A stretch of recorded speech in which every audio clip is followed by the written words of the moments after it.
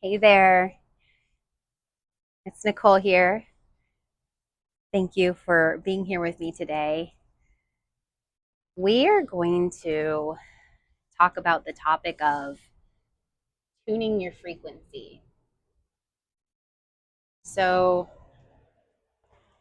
yesterday afternoon, as I'm sort of observing the responses of others toward me and my expression, whether it's sharing something through social media, um, the way that I communicate face to face in person, um, the response to what someone communicates to me, whether it is sort of a more uh, internal processing as they communicate to me, and I'm not super emoting externally, versus if I respond externally. All of these different elements. Also, as I watch people navigate their spaces and display their identities out in our 3D world, I just am thinking about this concept of tuning your frequency and using the external world as a source of information so that you can adjust accordingly. And it pairs intimately with this concept of your authentic self. And this entails a lot of ambiguity here. It's a gray area because as spiritual beings in this human experience, number one, we do have an energetic imprint upon the energy field. We can tune our frequency to channel different energies from that energy field through the expression of ourselves as human beings on this planet. We can adjust that frequency based upon the experiences that we want to create for ourselves, of ourselves, and for others around us. And we are not static energy systems. We have the ability to fluctuate, to change, but there is a stabilized energy field that once you identify the frequency that you want to cultivate and remain at, find yourself back home to, you can more consistently present that, channel that, attune to that throughout your life. So, what it evolves to is when we're very young, we're very new to this lifetime, regardless of how many previous lifetimes, previous experiences we might have had on this earth. For this lifetime, we are new, we are from source. Many of us forget and have to be reminded of who we are, what we are, the vastness that is we, the infinite ability we have to channel greater consciousness and to attune to higher frequency needs to be cultivated again. And in this lifetime, it might look different from previous lifetimes. We will have our baseline tendencies that we need to then adjust from if it's not serving what we seek to produce, emote, express, expand in this lifetime. Excuse me, I've got to ignore the call that I'm receiving. So,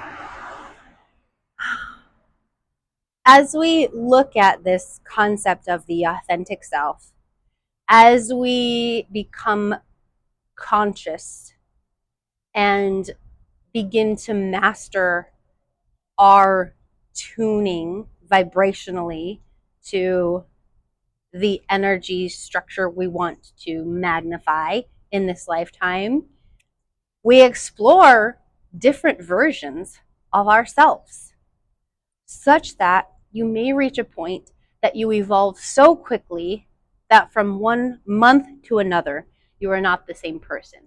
From one week to another, you are not the same person. From one day to another, you are a drastically different person, energy, expression, iteration of this human form. Then comes into question, potentially, attacks, external attacks from friends, from family, from acquaintances, from colleagues that might mirror to you a reflection that you're not the same person. And relative to whatever it means to their identity, they may impose upon you judgments. They may call you fake. They may call you inconsistent. They may call you flaky as you evolve. And it is on you, on us as individuals, to receive that, to process it, and then to use it as the mirror to look and reflect upon ourselves and ask ourselves, am I being true to the vibration that I am in right now? Or do I wish to return then to who I was to this person before? And was I in a space that I'd prefer to be in yesterday, a week prior, a month prior, or do I like the direction that I'm going? That's the best way it can serve you. You don't have to be pulled back into the version that served their egoic identity. But if you see that it is a reminder of maybe being returned to a more genuine, present, loving version of yourself, then you can use that as a reminder, a gateway, a portal to arrive back to that person that you like mirrored back to you. Again, or you can say, nah, that wasn't in a space where I would prefer to be. I'm going to keep going this way, evolving this way, and attracting from that new point of energetic attraction. I will receive a newer version of the same people that have been in my life, an expanded version of those individuals, and or I will attract new energies, new humans, new friends, new family, new opportunities that are more consistent with this new expression of my energy, this new point of attraction. And so, as this pertains to me and what I was reflecting upon yesterday, is I'm doing a lot of research into understanding romantic relationship. I don't have a history of relationships that I would like to return to that form of relating, that form of intimacy. I want to create for myself a very new, expanded, ascended, conscious depth of intimacy that I have not established before. Now, I'm not going to say that all of my previous relationships have failed or I have no successful relationships just because I do not currently have a romantic partner, an intimate partner. It doesn't mean that every other partnership that is no longer in my present experience has failed. In fact, quite the opposite. They have all been successful in helping me elevate to the next best version of who I am so that I can get closer and closer to a point of attraction that I'm like, yes, this is where I want to be. This is who I want to be. This is what I want to give. This is what I want to magnify. This is what I want to spread. And this is the point of attraction that I want to create another intimate partnership through. And the same goes for you. With every intimate partnership that you have had in the past, with every romantic relationship that you have had in the past, just because they are not a partnership that is active in your experience today does not mean that any of them were failures. Quite the opposite. And I encourage you to extract spiritual ascension from deeply reflecting upon the vibration that you were in when you attracted that partnership, the vibration that you evolved to that then caused that partnership to repel from you, be repelled from you. And then, regardless of if you left or if they left or if it was mutual, and then the vibration at which you exist now relative to who and what you want to be in the future.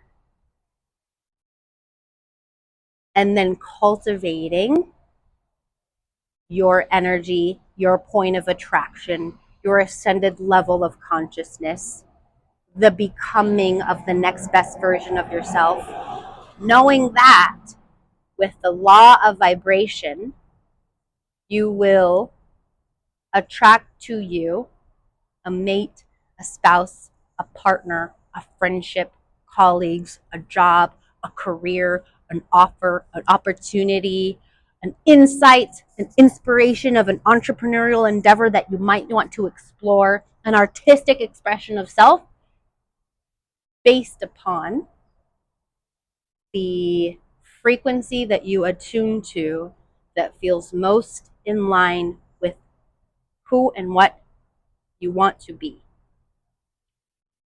And although this concept of healed, as if you can receive an endpoint to the healing, as if it is some college degree that once you work to, you have fulfilled, I am healed, here's my certificate, here is my bachelor degree of being officially healed human. Once you realize the fallacy that there is an endpoint to healing, you will also then realize and hopefully reach a point, not hopefully, I know if you put in the work, you will reach a point where the healing is less a consciously dedicated approach, focus, exercise for you. It just becomes the way you navigate this material world. It becomes the way that you live your life from a state of continuous transmuting of lower vibrations into higher vibrations, whether it's cycles within your energy body, physical body, that you then begin to master the transmutation of, whether it's the pain that you observe around you through the behaviors and the actions that you receive or observe of other people that you're able to then transmute. It just becomes the way that you operate. And so it's less about this, oh, I need to heal, I need to go to therapy, I need to do this to reach that next, to reach the next phase, to find my next partner. I just need to heal. It just becomes you are the healing. You are the healing of yourself on a continuous, constant basis as you receive the world. And you are a healing for others as your energy enters their energy space, and you then become a reminder of their divinity just by your presence. And even if they are unconscious of how your presence, your vibrational frequency is contributing to their healing, you just are. You become the healer. And so as we begin to master the vibrational frequency of where we want to be, the energy that we want to emit, the energy from which we want to attract and draw in new experiences, as we begin to master that part of ourselves, we truly become the creators of our reality while also honoring the processes, the experience, the exploration that those around us are engaging in. And we also become more integrated with the flow of the connectivity of all things,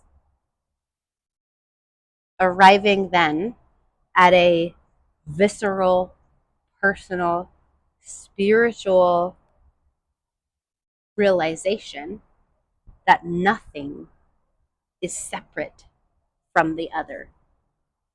We realize the fallacy that there is no other. We arrive more and more at the authentic expression of who and what we want to be energetically and also physically on this planet. And we observe the mirroring of others that gives us information, data, downloads to help us further solidify that point of attraction, that frequency. I'm going to have to watch that video back over to make sure it made sense. But I know that it'll reach those who are ready to hear it, those who are on the precipice, just like, I know there's something to this message. It's not quite making logical sense to me, but my spirit is drawn to it. As we continue to talk about, explore, expand upon through the very limited language that is spoken word, this concept of tuning your frequency, arriving at your authentic expression of self.